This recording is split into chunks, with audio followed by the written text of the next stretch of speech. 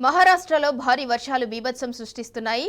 వర్షాలు, ఆకస్మిక వరదలు, కొండచర్యలు విరిగిపడటంతో రాష్ట్ర వ్యాప్తంగా 22 మంది మృతి చెందగా పలువురు గల్లంతయ్యారు.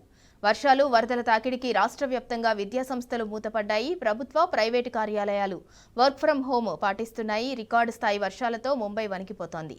మహానగరంలో రోడ్లు కాలువలను తలపిస్తున్నాయి. పలు ప్రాంతాల్లో వాహనాలు నీటిలో మునిగిపోయాయి. వాహనదారులు, ప్రయాణికులు నడుములోతు వరదలోనే ముందుకు సాగుతున్నారు. ఇటు మిత్తి నదికి వరద పోటెత్తడంతో లోతట్టు ప్రాంతాల్లోని సుమారు 500 మందిని సురక్షిత ప్రాంతాలకు తరలించారు అధికారులు. కుండపోత వానల కారణంగా రోడ్డు, రైలు, విమాన సర్వీసులపైన ప్రభావం తీవ్రంగా పడింది.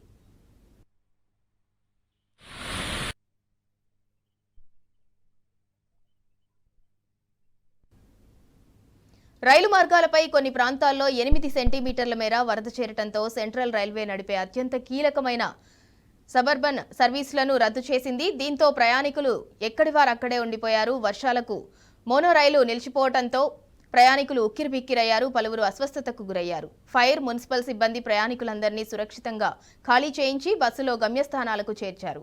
ఇటు విమాన సర్వీసుల పరిస్థితి అలాగే ఉంది. ముంబై విమానాశ్రయం నుంచి బయలుదేరాల్సిన 155 విమానాలు, అలాగే అక్కడికి చేరుకోవాల్సిన 100 విమానాలు ఆలస్యంగా నడుస్తున్నాయి. విమానాశ్రయానికి వెళ్లే మార్గాలు నీట మునగటంతో ట్రాఫిక్ జామ్లు ఏర్పడుతున్నాయి. మరోవైపు భారీ వర్షాల నేపథ్యంలో ప్రజలంతా జాగ్రత్తగా ఉండాలని మహారాష్ట్ర సీఎం దేవేంద్ర ఫడ్నవీస్ సూచించారు. రాబోయే 3 రోజుల పాటు సగం జిల్లాలకు రెడ్ అలర్ట్ అమల్లో ఉందన్నారు. జగ్గుడి, వశిష్ఠి, శాస్త్రి, కజలి, భవ్నాది, కొడవలి నదులు ప్రమాదకర స్థాయిని మించి ప్రవహిస్తున్నాయని చెప్పారు సీఎం. సముద్రంలో 3.75 మీటర్ల ఎత్తులో అలలు ఎగిసిపడే ప్రమాదం ఉందని, marine drive, gateway of India వంటి తీర ప్రాంతాలకు వెళ్లొద్దని హెచ్చరించారు. అయితే ప్రజల భద్రత, సహాయక చర్యలు తీసుకోవాల్సిన జాగ్రత్తలపై చర్యలు తీసుకుంటున్నామని తెలిపారు.